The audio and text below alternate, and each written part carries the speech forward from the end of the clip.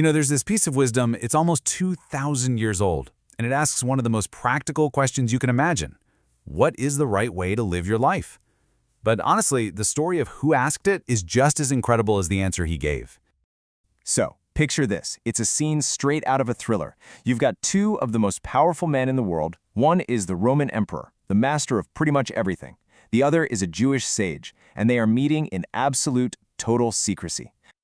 The Talmud actually describes this unbelievable relationship. The emperor, who was likely Marcus Aurelius, had a hidden tunnel built between his palace and the sage's home, and he'd go there for advice on everything from running the empire to the meaning of life. The secrecy was so intense that servants at both ends of the tunnel were often killed just to keep it a secret. Now, what's so fascinating here is the sheer contrast, right? On one side, you have the ultimate symbol of worldly power, military, empire, the whole shebang.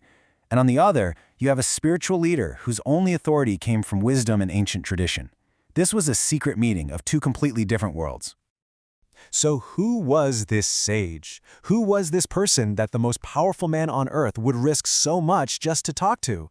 He was Rabbi Yehuda HaNasi, but history knows him by a single, powerful name, Rebbe. The name Rebbe literally just means the teacher. But think about that. Not a teacher, the teacher. He was so revered, so singular, that no other name was even necessary. His life's work was putting together the Mishna, the entire oral law passed down from Moses, finally written down so it wouldn't be lost to history. Without him, a huge chunk of Judaism as we know it might have just vanished. Rebbe was this totally unique figure because he held what they called 3 crowns all at once. He was the teacher, that's the crown of Torah wisdom. He was HaNasi, or the prince, a descendant of King David and the political leader of the Jewish people, that's the crown of leadership. And he was Rabbeinu HaKadosh, our holy teacher, the crown of personal piety. The Talmud says that from the time of Moses until Rebbe, you just never saw Torah greatness and worldly majesty so perfectly combined in one person.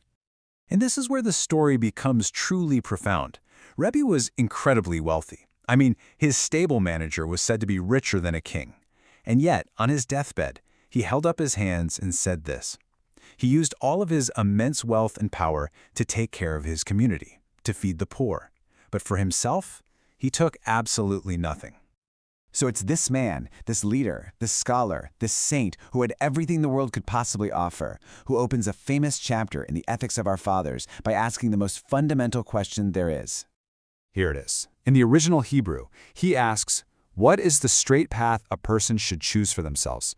For almost 2,000 years, his answer has been a roadmap for how to live. So, what did he say? Okay, here's his full answer. What is the straight path a person should choose? Whatever is harmonious for the one who does it, and harmonious from other people. And be as careful with a light mitzvah as with a heavy one, for you do not know the reward given for mitzvahs.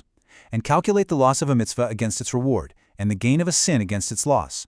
Look at 3 things, and you will not come to sin. Know what is above you, a seeing eye, a hearing ear, and all your deeds are written in a book. Okay, that's a lot to take in, I know. But what Rebbe gave us is actually a complete system for living a meaningful life. So we're going to break it down into 4 clear, actionable principles. First, we're going to look at what a harmonious path even means. Then, how we should value our actions. Third, we'll get into a kind of cost-benefit analysis for morality. And finally, we'll talk about an awareness that changes, well, everything. So Rebbe starts off, what is the straight path? Whatever is harmonious for the one who does it. The key word here is tiferes, a Hebrew word that means balance, harmony, even beauty.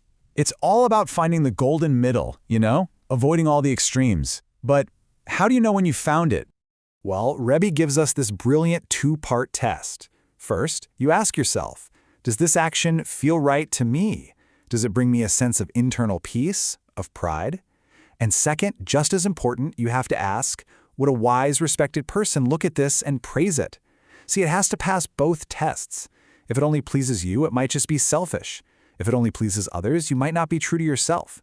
The straight path is where your inner conscience and the wisdom of others meet. Next up, Rebbe says, be as careful with a light mitzvah as with a heavy one. A mitzvah is a commandment, or just a good deed. He's basically saying, hey, don't play favorites with your good deeds. Be just as careful with a small act of kindness as you are with a huge life decision. Why? because the true spiritual reward system is totally hidden from us.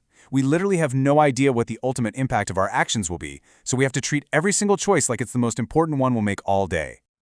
Now this third principle, this is maybe the most practical piece of advice in the whole teaching. Rebbe tells us to do a kind of cost-benefit analysis for our moral choices. He says, calculate the loss from a mitzvah against its reward, and the gain from a sin against its loss. Look at this. The gain from a sin is almost always right now. It's temporary. But its real cost, that comes later, and it's eternal. A good deed is the total opposite. The cost, the effort, is temporary and upfront, while its reward lasts forever. The point is so crucial. Don't get fooled by the timing.